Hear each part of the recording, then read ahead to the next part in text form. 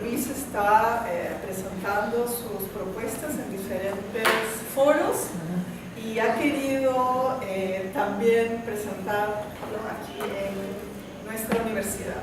Me siento muy contenta de poder tenerlo aquí, que pueda conversar con ustedes y discutir un par de ideas. Entonces, sin más, Luis, te dejo. Bueno, solo me voy a presentar y después, por favor, me alegra conversar contigo. Sí. Muchas gracias. Es la tercera invitación que tengo de parte de la universidad y de Yasmin, así que la acepto con mucho gusto y aquí estoy para en lo que se pueda ayudar.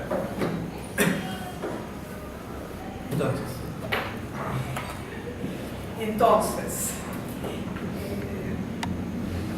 parece que va a ser importante que Luis presente algunos de los temas centrales, fundamentales del libro de ultramodernidad de sus contemporáneos. Esta mesa se llama Vanguardias y Ultramodernidades. Yo he trabajado durante muchos años en el proceso de las vanguardias en Perú y en América Latina. Y bueno, el libro dedica una parte, ¿no?, de manera transversal a las vanguardias, ¿no?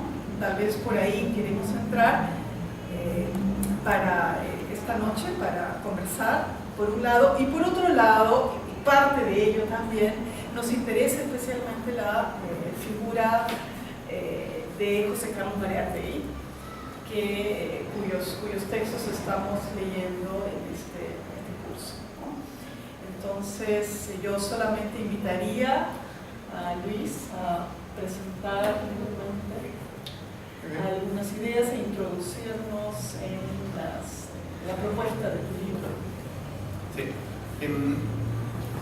Yo quisiera empezar por lo que el libro presenta de entrada, ¿no? El título como el diseño de la tabla. En el título hay dos conceptos básicos: la idea de ultramodernidad y de ultramodernidades en realidad, y el término contemporáneo.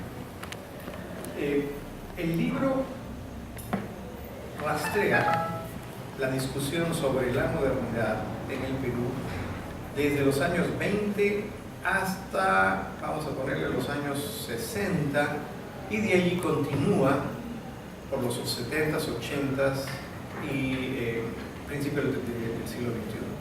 Pero la centralidad está en la primera mitad del siglo XX, donde el término se define.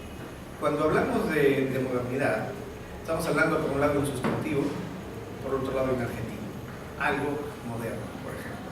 Y el problema con algo moderno es que cambia constantemente. Los jóvenes son más modernos que uno y sus hijos serán más modernos que ellos. Cuando hablamos de modernidad, si vamos a una enciclopedia nos vamos a encontrar con tres conceptos básicos. Por un lado es la idea de la era antigua y la era moderna.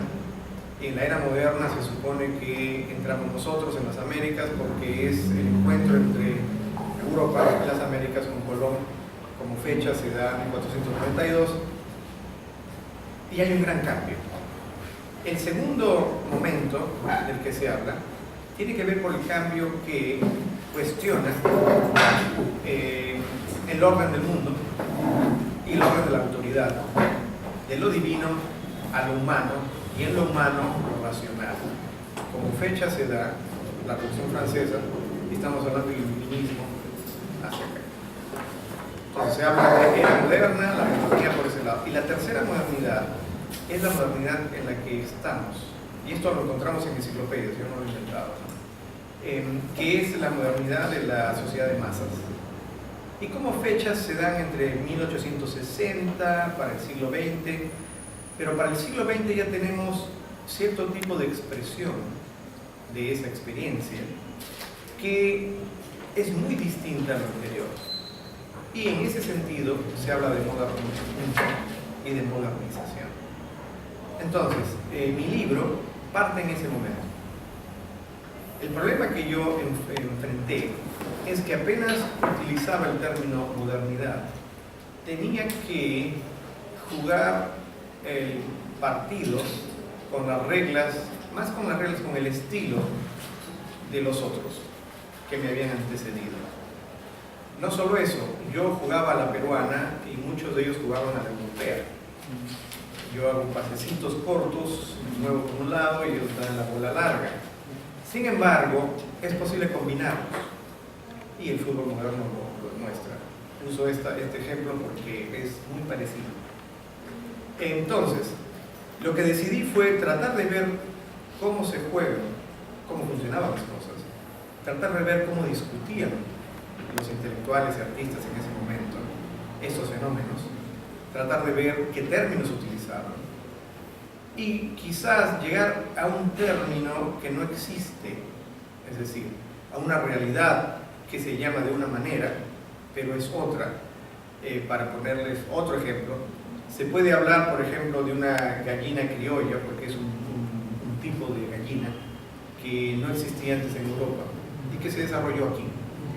Este término es un poco eso, y lo tomé de los mismos intelectuales, y de ahí viene el término de ultramodernidad.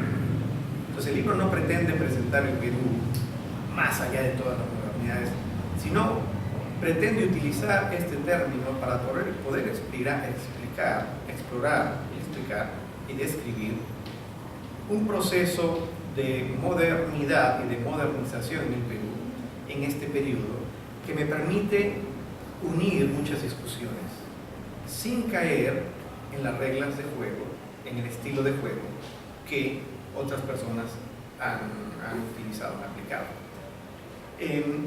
Entrando por allí, me di con que personas de diferentes décadas, por ejemplo, cuestionan a las anteriores llamándose a sí mismos contemporáneos.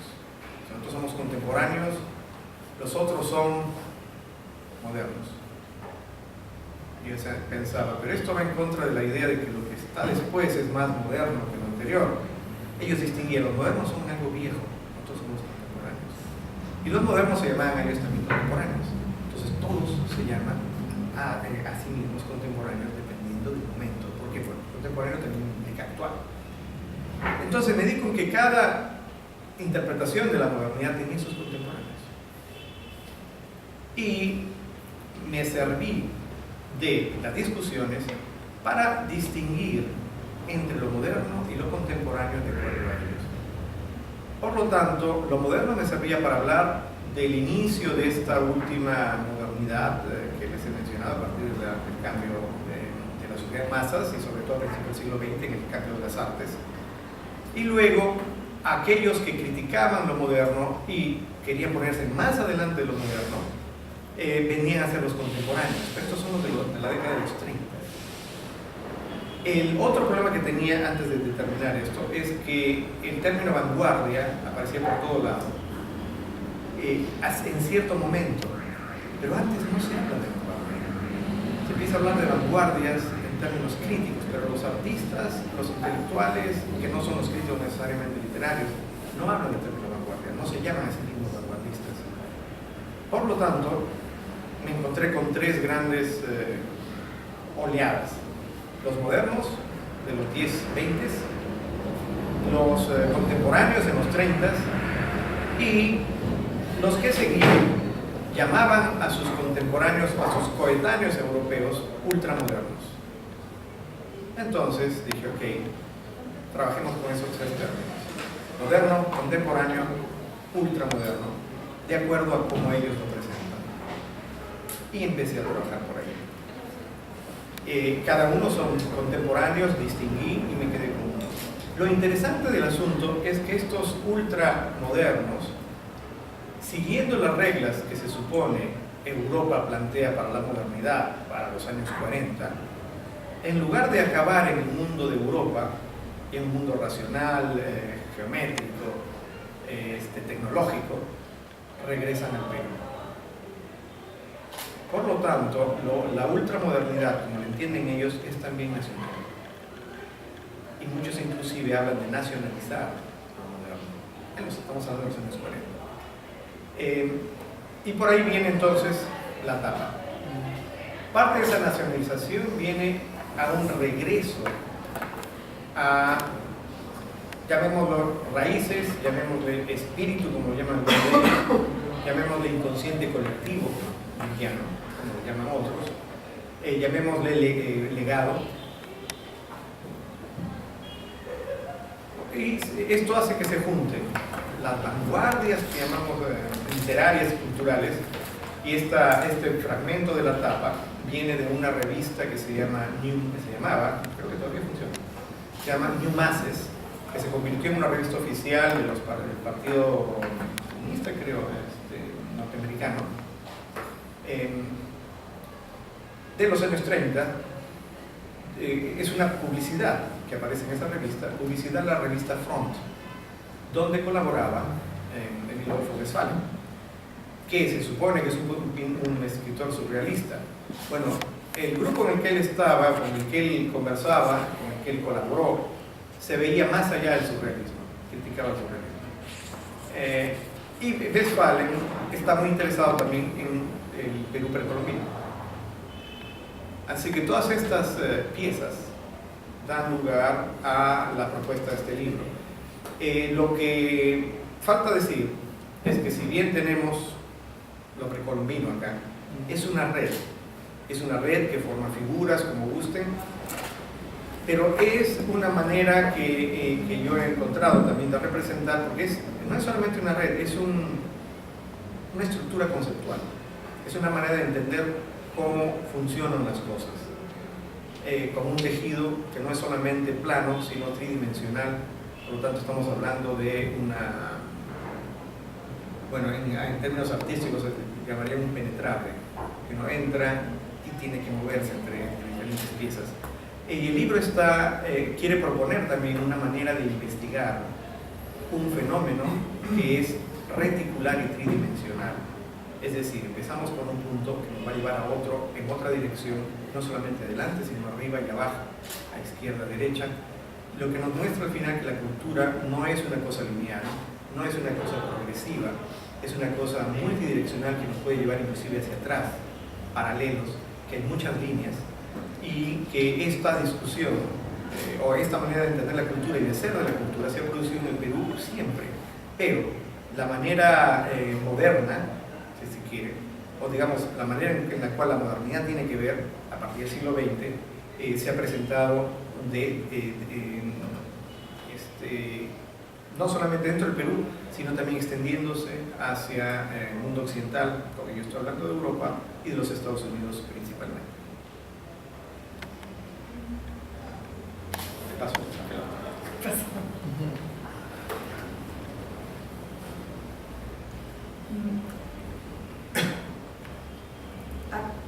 Yo quería preguntarte, antes que nada, aquella mención sobre las vanguardias particular que existe ahora, según la cual los artistas, los críticos, llamados posteriormente por la crítica como vanguardistas, no se llaman a sí mismos como tales. Sin embargo, hay una cantidad de textos, de manifiestos, donde se reclaman núcleos vanguardistas, ¿no? ¿Cuál es la complejidad o la dificultad, teóricamente hablando, de hablar de post-vanguardia, neo-vanguardia? ¿Por qué el agotamiento de ese término, la incomodidad frente a aquel término que ha sido desarrollado desde los años 60 en la crítica? Claro, ese es un preguntón, pero a ver si lo puedo responder de una manera, ¿no? Por un lado, el término vanguardia se supone que es un término militar, ¿no? Vanguardia, retaguardia, gente que está al frente. Se supone también, por lo que yo estudié, que se vincula al periodo de entreguerras y que responde a una reacción hacia el estado de cosas que había traído el fin de siglo, ¿cómo se llama?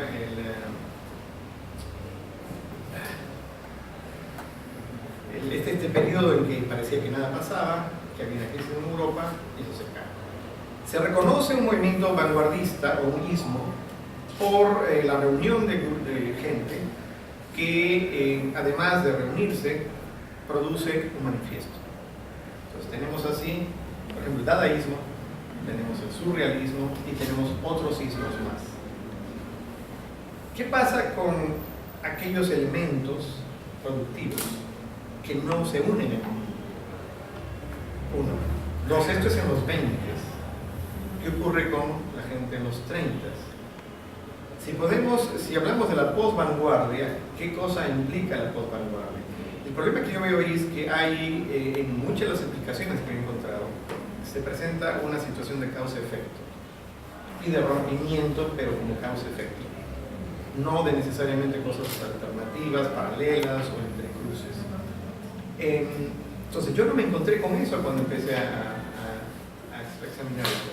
Por ejemplo, entonces aquí ya vienen las figuras. Uno de los centros que yo tenía eran cartas de Javier Abril y Emilio Adolfo Westphalen. Javier Abril estaba en el Perú, viaja a Europa, viaja a España, después pasa por París, etc. Javier Abril entra en contacto con las vanguardias, vamos a ponerle así, que existen en Europa a través de revistas que él recibe de manos de José Carlos Mariátegui, según Estuardo Núñez. Lo mismo, Adolfo Westphalen también frecuentaba a Mariátegui, y Mariátegui recibe estas revistas y se las da a los jóvenes. Abril da un paso más adelante en la escala y publica una reseña de una de las revistas que se llama Transition. Pero estas revistas no son revistas producidas ni por los franceses, ni por los, ¿de dónde era Tzara? Era rumano, ni siquiera por los anglosajones, sino son revistas producidas por gente de las Américas, que va a Europa y quiere modernizar, si pongo en otros términos, quiere vanguardizar las vanguardias. O sea, ¿cómo se puede? Se quiere hacer de la vanguardia de la retaguardia. Y ahí es donde el término vanguardia ya no me sirve. Sin embargo, el término modernismo sí, porque quieren modernizar el modernismo, lo que nos lleva a ya no nombre sino adjetivo. Algo es más moderno. Entonces, a este grupo es el que ellos se asocian. Estas revistas en las que ellos están colaborando son revistas publicadas por los exilados de las izquierdas norteamericanas, escritores de las izquierdas norteamericanas que van al extranjero. Entre ellos, créanlo o no, estaba este señor S. Hammond, que finalmente acabó yéndose de un polo al otro, porque acabó apoyando al fascismo durante la guerra norteamericana, y lo enjaularon, lo pusieron en una jaula y lo exhibieron después de que fue capturado los americanos, los norteamericanos. Pero él era en ese momento muy activo y publicaba varias de estas revistas desde Europa. Entonces, la modernización esta es una modernización que ya no ocurre en Europa hacia las Américas, sino que viene de las Américas y regresa a Europa. Y esto es importante, ¿por qué? Porque en español, en lengua española, la vanguardia no se inicia en Europa, sino en las Américas. Los escritores vanguardistas son Vallejo y Huidobro. Entonces son los periféricos donde se inicia. Porque la vanguardia, lo que llamamos vanguardia, se inicia en alemán, italiano, francés, me escapa alguno más, italiano, francés, bueno, sobre todo esas lenguas, el alemán. Ruso también. Pero no en inglés, sino en español. En inglés aparece en la periferia James Joyce, que escribió el Ulises ¿cómo se llama? Esto del retrato del Cristo adolescente, Dublineses, y también una norteamericana, Gertrude Stein. En el caso, o sea, en las vanguardias en inglés, en idioma inglés aparecen producidas por gente que no es de Inglaterra. En español, gente que no es de España. Entonces, sí, definitivamente está Huidobro con el creacionismo, el chileno Huidobro, que produce y escribe en francés y en español, y crea para la redundancia, el mismo creacionismo. Claro, y tiene una disputa con Reverdy sobre... Pero es un movimiento de un miembro. De un miembro, sí, bueno, pero hay cantidad de movimientos de un miembro. Claro, pero decimos, ok, dices vanguardia y Vallejo, ¿qué hacemos con Vallejo? Bueno, sí, entonces, ahí es donde te digo, lo de la vanguardia y post-vanguardia. Sí, pero tienes a Borges, por ejemplo, que ha estado en Suiza, que traduce a los poetas expresionistas y que se mete en alemán. Exactamente, y que traduce en España, y que en España conocen el movimiento Dada y expresionista gracias a un argentino también, ¿no?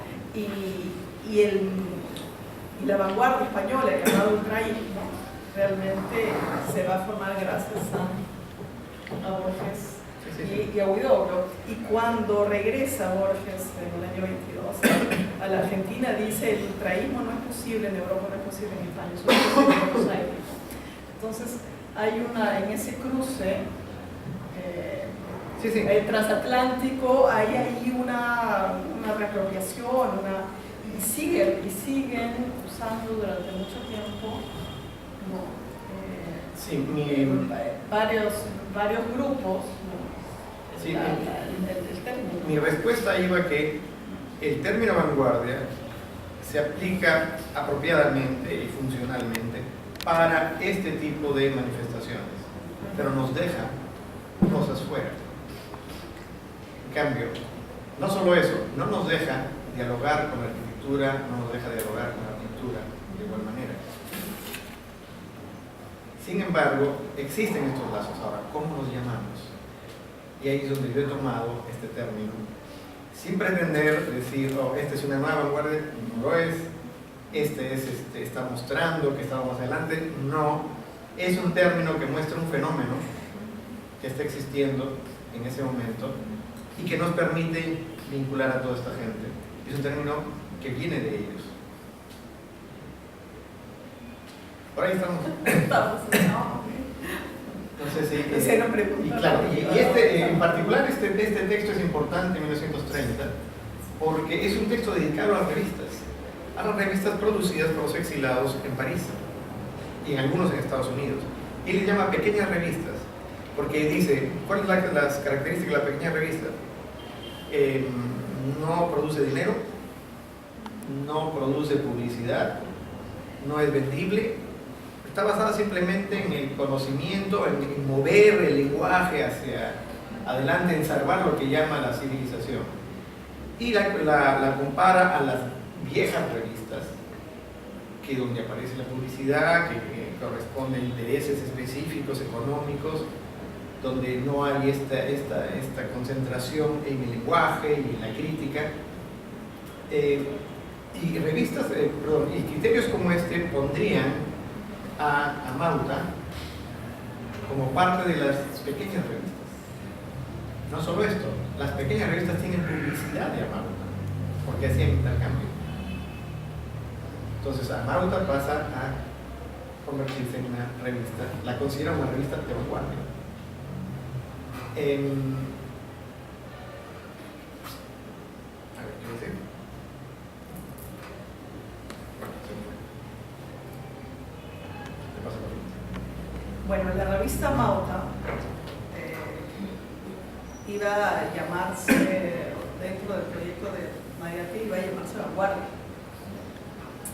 Justamente producto de un proceso cultural y político sumamente intenso de definición sobre la modernidad, ¿no?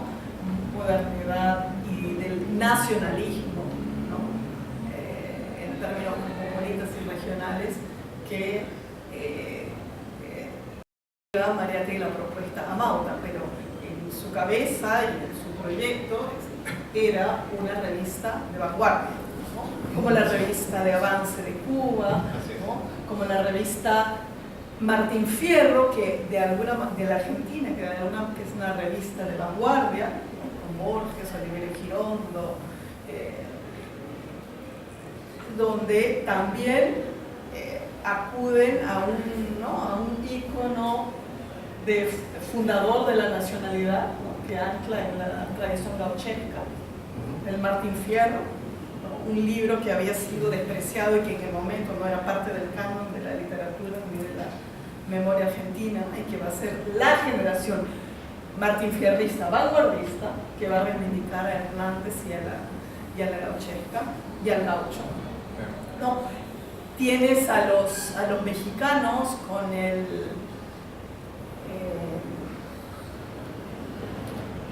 se me fue. El movimiento mexicano que trata de dar, ¿no? El estridentismo, un lenguaje moderno, ¿no?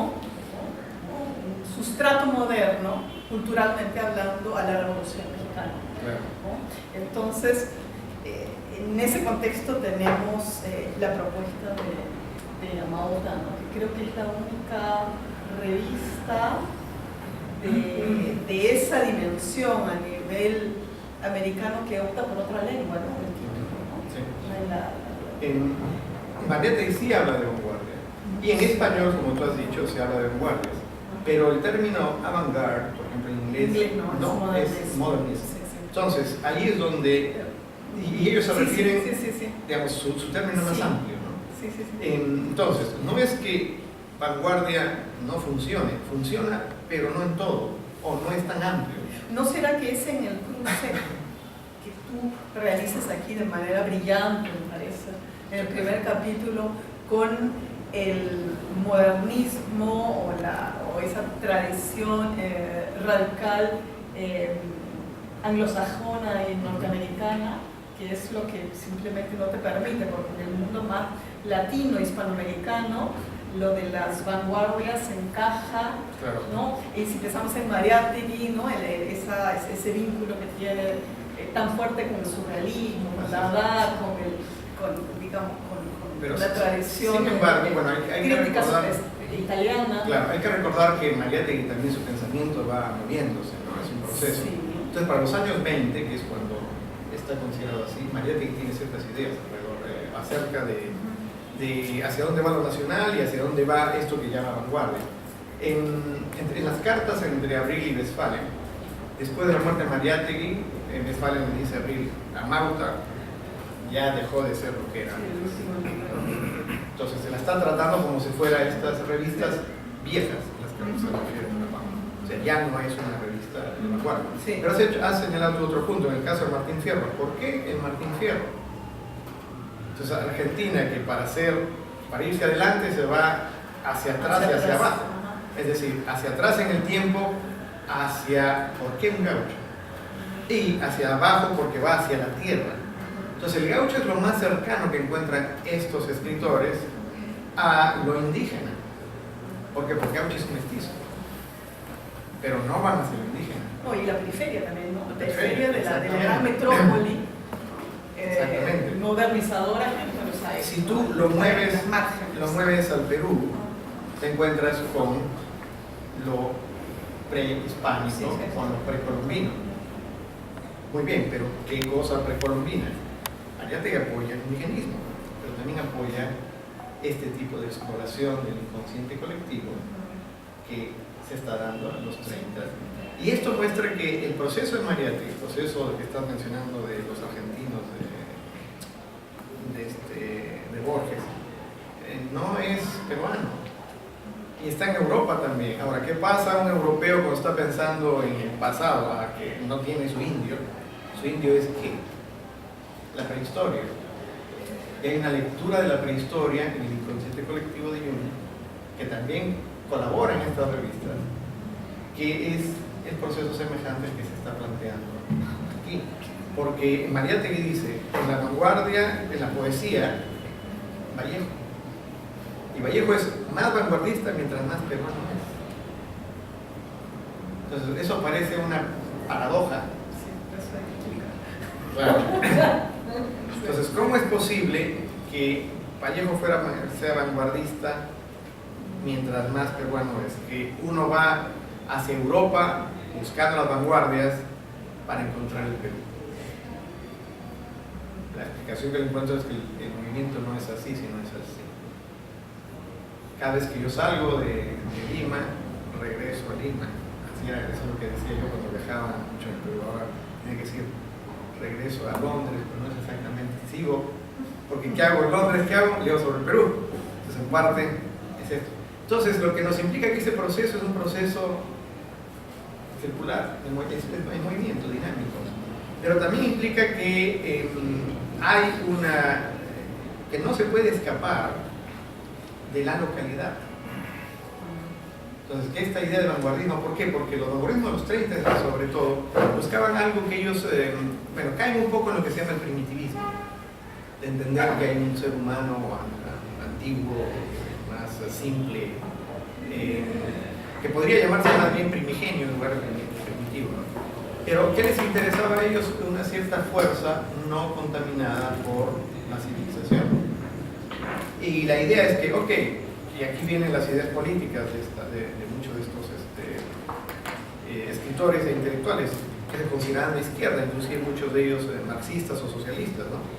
Es que si pensamos este inconsciente colectivo, esta memoria vieja, primitivo, ¿y cómo socializaba? ¿Cómo era su mundo? ¿Cómo lo ordenaba? Entonces, si pensamos en sociedades primigenias, ya tenemos una comunidad. Y si hablamos de la nación, ya no se trata de un individuo, y esto es lo que la gente en los 30 les cuestiona a los surrealistas. O sea, los surrealistas que están utilizando a Freud tratan de explorar el inconsciente individual, subconsciente. Mientras que alguien como Jung habla y dice que no, hay un inconsciente colectivo, y los mitos están allí, y también las ideas de magia. Entonces, estos escritores encuentran elementos para discutir estas otras culturas que no entienden, las no occidentales, en esos términos, que están en lo correcto o equivocados. Desde mi punto de vista, por ahí no va la cosa, pero eso es lo que ellos están pensando. Y ninguno puede meter a Mariátegui. Mariátegui hablaba del mito como una energía, una fuerza, una idea fuerza, que viene también de Sorel y otra gente, que iba a traer una nueva sociedad que venía de antes. Se apoya en el aire, pero haciendo una analogía con la sociedad rusa, por ejemplo. No sé si... Sí, y hablando de a Mariátegui, a lo largo del capítulo primero se menciona varias veces la propuesta de Mariátegui como un paradigma que es retomado, reformulado, revisado por Abril y Westphalen, que son la generación siguiente, ¿no? Es decir, muere Mariátegui, acaba Amauta, y esa red, ¿no? Esa red cosmopolita de carácter local se quiebra, se quiebra, como varias otras redes en el continente también al inicio de los años 30, ¿no? Pero el caso del Perú es trágico con la muerte de Mariátegui y esta enorme y compleja red que logra levantar a través de la revista durante 4 años se cae. Y en ese vacío está Abril y Westphal, ¿no? ¿Cómo, una pregunta que te haría, ¿cuál es la pertinencia de ese paradigma en ese momento? ¿Y cuáles son los vacíos, las incomodidades que estos artistas y escritores de la década del 30 ¿Encuentran en qué? a partir de la propuesta formulada por Mariátegui? A ver, si es que pienso que te refieres a lo que pienso, yo diría, uno de los problemas que encuentran es que Mariátegui, por ejemplo, apoya el indigenismo, apoya a Vallejo, que no es necesariamente indigenista, pero lo que encuentran estos elementos es que ambos se dirigen al mismo objetivo que es lo nativo peruano, ¿no? Lo nativo peruano, por un lado el indigenismo está apoyándolo en lo que llaman mestizaje, por ejemplo en productos artesanales, estamos hablando de cultura, pero hay otra línea, que es la línea que están tratando de llegar al inconsciente colectivo. Entonces, el indigenismo, según ellos, no está tratando de llegar al inconsciente colectivo. Entonces, esta gente quiere ir más allá de lo que en ese momento se considera, entre comillas, el indio. Entonces, si vamos más allá del indio, que es el habitante de Perú, que tiene lazos con la cultura andina en los años 30, se van a lo precolombino y ellos van a formular, por los años 40, sus propias ideas de cómo funciona eso.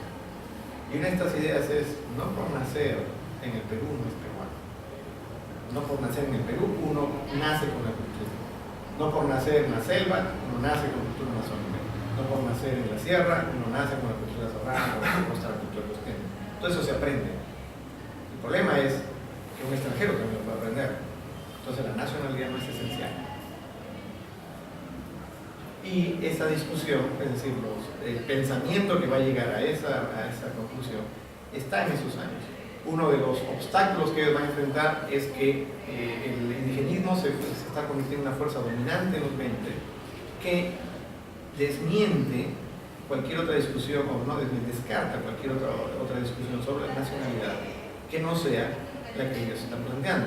Tiene su versión literaria en los nativistas. Y estos nativistas tienen su versión, su posición política, que es el partido del pueblo. Son los poetas del pueblo, es el APRA.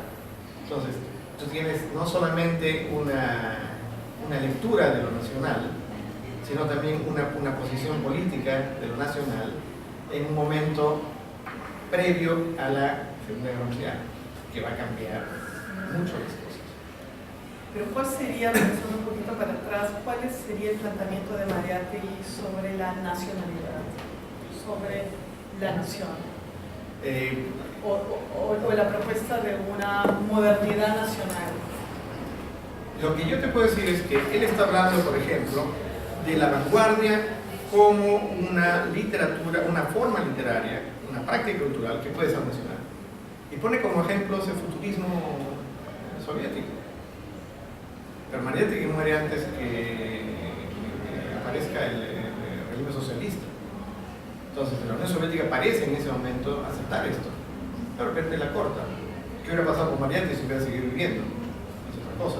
Entonces, yo no te podría decir que él tenía una cosa sobre lo nacional. Yo no he trabajado tanto Mariátegui, pero sí, es decir, entre todo lo que hizo Mariátegui, me he fijado en lo cultural, porque tiene la cuestión económica, tiene la cuestión política, ¿no es cierto? Y en lo cultural, en su interés, para él, el indigenismo es la memoria peruana, tal como él la ve dirigiéndose. Sin embargo, no descarta a gente haciendo otras cosas, como el caso de Westphal, que lo publica, como el caso de Martín Adame, lo publica. Porque ellos también están, o sea, él asume que si uno sigue esa ruta, va a acabar en lo mismo, va a acabar en el Perú. Vallejo es la prueba más clara. Entonces, para él, algo como Vallejo es lo nacional. Ya, entonces, para entender un poco, Mariátegui está proponiendo una ruta de modernización, ¿no? Que finalmente es un nacionalismo. ¿Por qué? Porque traza una ruta que va de lo cosmopolita hacia lo nacional, no en línea directa, sino en una línea curva, elíptica, una suerte de retorno, salir, cosmopolitizarse lo más posible para llegar al Perú finalmente, ¿no? Claro. Una forma más, simplificando un poco las cosas sería, por ejemplo, nosotros para entender el Perú lo estudiamos. ¿Qué herramientas, qué instrumentos utilizamos? Instrumentos científicos. La ciencia, tal como la conocemos, la inventó. Entonces, estamos sirviéndonos de Occidente para llegar a nosotros. Esa es un poco la idea. Como tú bien has dicho, mi lectura es que sí, Mariátegui ve una cosa lineal. Y si todos los países van a una cosa lineal, casi son líneas paralelas. Los escritores jóvenes de los 30 más bien lo ven como una cosa reticular, que va en todas direcciones y que se encuentra, o sea, es una red que cubre y que da la vuelta y que se origina más bien en las afueras de Europa. Pero Mariátegui es el primero en decir que no solo Vallejo es un poeta fundador de lo moderno, sino también Eguren. Entonces, ahí podemos ver que él ve estas dos cosas. Lo que hace el resto es, como dices tú, digamos, creen esto, están de acuerdo con esto y lo prosiguen. Pero Mariátegui pues muere, ¿no? Muere y está trabajando en cierto contexto histórico, respondiendo a las cosas como son. Esta situación cambia con la guerra. Cambia con la Guerra Civil Española, cambia con la Guerra Mundial y con lo que sigue después, en los 60, 50, 60, la Guerra Fría, la Guerra de Corea, la bomba atómica. Además, la expansión de los Estados Unidos, primero Europa, el Magdalena, entonces, es difícil exigirle a Mariátegui retrospectivamente. Yo he partido de atrás hacia adelante y siguiendo estas líneas, me he encontrado con esto y está allí. Entonces, claro, la pregunta es si para los de 30, pues 40, 50 que tú abordas en el libro, este paradigma mariáteguiano de la modernización nacional es cuestionado, se asienta, parcialmente aceptado. ¿Qué pasa con ese paradigma? ¿En qué sentido? Si la gente, si los intelectuales lo aceptan, yo te podría decir a partir de los intelectuales que he estudiado que sí lo aceptan. Que lo aceptan, o sea, tiene una convivencia. Hablan de Mariátegui, Westphalen habla de Mariátegui. Lo que pasa es que, por ejemplo, a Westphalen se le conoce como este artista vanguardista, y con eso se quiere decir alguien que sigue una moda europea. Yo no lo veo así. Westphalen es un artista que está en su momento haciendo lo que se hace en ese momento a nivel cosmopolita, es decir, está en contacto con lo que está ocurriendo en el mundo. Y está interesado en el Perú, sigue la discusión en el Perú y cree que siguiendo esas líneas va a llegar al Perú. Y de alguna manera lo que hace es continuar con la fundación de la literatura moderna en el Perú, que es lo que hace Vallejo. A Vallejo se le dice que Vallejo indio, que Vallejo esto, que Vallejo peruano, pero ¿qué hacen con Trilce? Sin Trilce no hay Vallejo. ¿Y qué hacen con los poemas anteriores? Que es modernismo, el modernismo panamericano, o sea, es literatura francesa. Entonces, el hecho de mencionar a una persona de los Andes, llamarlo indio, que yo siempre lo pongo entre comillas, porque además es una tipología, no significa, no representa el Perú, es una cosa alegórica. ¿Por qué? Porque es una idea que se personifica y ya está. Y la alegoría es una clásica, pues. Entonces estamos en el pasado. Yo no estoy diciendo eso de Vallejo, estoy diciendo eso de la cultura de Vallejo. Pero Vallejo es muy rico. Si alguien dice, he escuchado esto, hay que escribir como Vallejo porque a Vallejo le entienden todos. Yo lo dudo. Hay bibliotecas enteras de Vallejo. Entonces Vallejo no es tan simple, como no son simples el subconsciente ni tampoco los sentimientos. Yo digo Perú, ¿cuántos Perús hay? En el momento en que escojo un Perú, tengo a todos los que no son así fuera. Y eso es que creo que es lo que a veces se hace en estas lecturas, ¿no?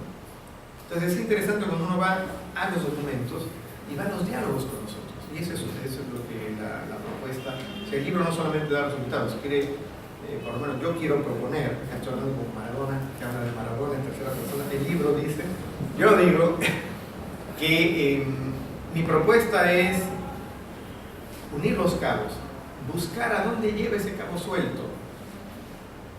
Ahora, la investigación no es fácil, pero es posible. No era fácil cuando la empecé hace 20 años, digamos, no era así de fácil como la empecé hace 20 años.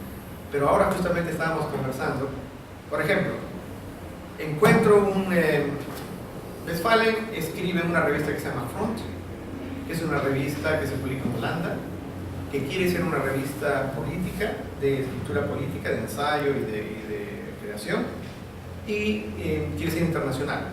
Junta gente de diferentes países e inclusive representantes del Politburo soviético en ese momento. Esta revista se publica y se distribuye entre todos estos escritores en diferentes partes del mundo, se traducen los textos, y Javier Abril publica un ensayo de Mariátegui, publica un poema de Martín Adán, otro poema de Westphalen, un poema suyo, y es recibido en la Unión Soviética por los representantes culturales del Partido Comunista, y uno de ellos escribe un ensayo largo, como de 20 páginas, criticando la revista. Critica a Mariátegui, porque dice que esto del mito no va con la revolución. Critica a Westphalen, porque estas imágenes no tienen ningún sentido. Bueno, esta revista publica una versión en alemán, una versión en ruso y una versión en inglés. Circula, no sé si Westphalen la vio, pero ¿cómo pude yo llegar a ella? Por un compañero que ahora está trabajando en una universidad en Estados Unidos, y gracias a la internet, que hay una base de datos que me dijo, esta revista está en tal y tal y tal universidad, tal biblioteca. Yo pensé que ¿quién conozco en estos sitios? Tengo un amigo que vive a 20 kilómetros, 30 kilómetros. O ya me manda un WhatsApp, oye, ¿está cerca de ahí? ¿Para qué? Necesito una ok, para el martes. Entonces va con su teléfono, clic, clic, clic, y me la manda. Esto no ha podido ocurrir hace 20 años. No, hace 30 años es imposible. Entonces, para poder ver las redes de esto y seguir los cabos sueltos, es necesario también la tecnología y el hecho de que hubiera crisis en el Perú, que nos ha mandado mucha gente, a continuar. Yo no salí por la crisis, salí porque estaba interesado en seguir viendo el mundo, en seguir los hilos. Pero cuando estaba afuera, me encontré con la gente que decía, oye, ¿cómo salió? Pues conseguí trabajo. No, estudia literatura si quieres salir, y sigue seguir mi ruta, hace esto. Pero esto no sería posible. Entonces, las redes están allí y es interesante continuar, ¿no? A ver si puedo mostrar algunos bueno, en términos del mestizaje, cómo se proponía cierta línea de indigenismo que en ese momento era dominante, no les servía. Y algunos pensaban que no servía para nada, es decir, no valía, no era válido. Y ellos optaron por fijarse en lo que estaban viviendo, de esa manera. Y una de las prácticas, una de las formas en que esto tomaba de manera concreta era lo que era la Peña Pancho Fierro, que era un lugar que recibía una colección de artesanías, la más grande en ese momento, que era cuidada por las hermanas Bustamante. Una de ellas se casó con José María Argueda, o José María se casó con una de ellas, o ambos se casaron. Bueno, entonces, en esa peña se reunían los indigenistas, los vanguardistas, todos. Para ellos esto era la cultura en el Perú.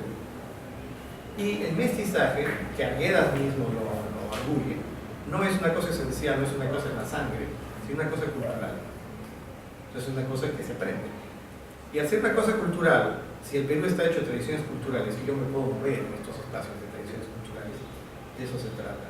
Y sus maestros, lo que tomaron como parte de ese modelo fue Arguedas, que viene del área rural de los Andes, culturalmente, ¿no?, hacia Occidente, porque entra a la universidad, escribe novelas, novela es una forma occidental, a la manera de la época, etc. Y Westphalen, que habiéndose formado de familia europea y limeños en la costa, se dirige no al mundo rural de había, sino al mundo precolombino antiguo. Lo que hacen es pensar esto de una forma dinámica. Ser mestizo es poder pasar de una cultura a otra constantemente, no importa cuál sea. Entonces, si yo voy al Chifa y después me voy al Cusco, o a un Chifa en el Cusco, estoy siendo peruano y culturalmente soy mestizo y puedo entrar a cualquiera de estas culturas. Estoy constantemente en eso, me muevo constantemente en eso. Entonces, este modelo les permite un concepto de mestizaje cultural dinámico que les permite entrar a todas estas culturas. Ahora, Arguedas es considerado indigenista por algunos, por otros no. Y yo me pongo en un lado de los que no considero indigenista, porque no participa de esto, o sea, no entiende. Él es el que formula el mestizaje cultural, el que exitosamente lo formula. Otra gente también habla de esto. Entonces, ya eso lo separa drásticamente del discurso indigenista. ¿Qué tienen en común? Que tratan la realidad de algunas zonas de los Andes, sí, pero hay otra cosa que es un reclamo también por la costa andina. O sea, entender el Ande, el mundo andino como cultura, lo que implica que va a todo lo largo de los Andes, inclusive en las estribaciones de los Andes, es decir, los moches, los nazcas, los paracas, los chancay, también son andinos. Y la costa también es andina, tradicionalmente. Entonces, ahí ya cambia el paradigma. No sé si eso te responde. Sí, me responde más que suficiente. Sin embargo, yo sentí falta cuando te refieres al indigenismo, al paradigma del indigenismo, que es insuficiente para explicar una serie de cosas que de hecho yo también me coloco de esa orilla. Sin embargo,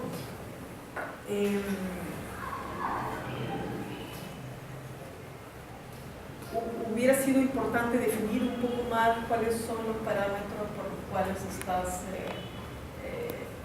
categorizando como indigenismo.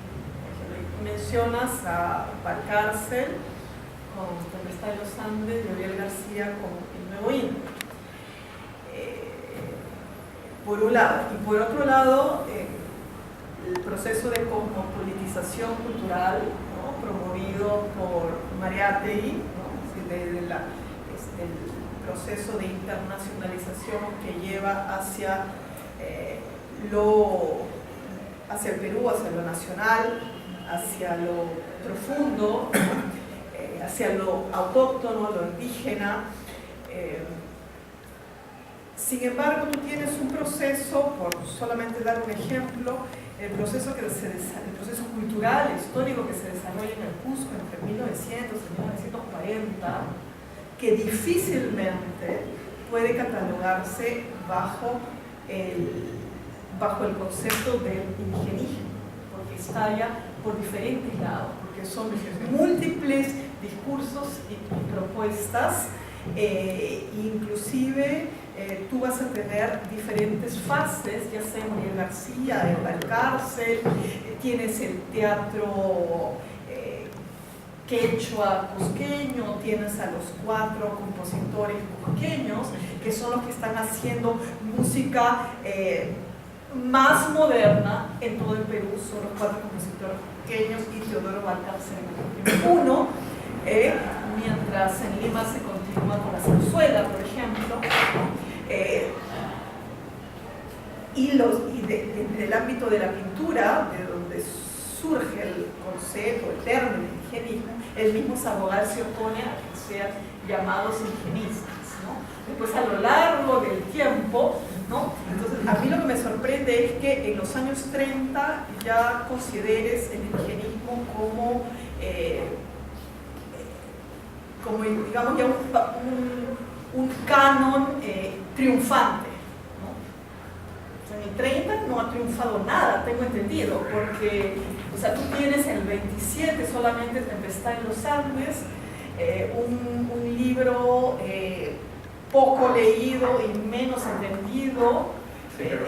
¿A qué te refieres propiamente con esa, con el indigenismo al inicio de los 30? Te estás refiriendo a la parte introductoria. No hablo de indigenismo, hablo de entonces, me estoy fijando en ciertos discursos sobre cómo se entiende el mestizaje y sobre todo cómo se entiende el mestizaje. Sí. ¿Bien? Al indigenista en concreto, que me refiero es a Sabogal. Ahora, por supuesto, el indigenismo es algo, digamos, si podemos aislar el indigenismo puro, es algo complejo y cambiante. Si podemos encima colocar a las relaciones, al resto de la red con el indigenismo, es otra cosa. Yo en el libro trabajo sobre todo el lado del modernismo cosmopolita. Hay un indigenismo que encima va hacia Buenos Aires y que también tiene que ver con el cosmopolitismo. Pero el problema es que eso es otro libro. Ahora, en el caso, claro, es decir, falta eso, sí, también faltaría ir más atrás de los 20, toda la revista de la vanguardia, de las revistitas que son pequeñas, no serían como dice Pau, pequeñas revistas porque no tienen bien crítica. Pero en el caso de Sabogal entra a Bellas Artes. Entonces, eso es un triunfo. Sabogal no solamente entra a Bellas Artes, sino es la consagración del... Entonces, y entra en los 30.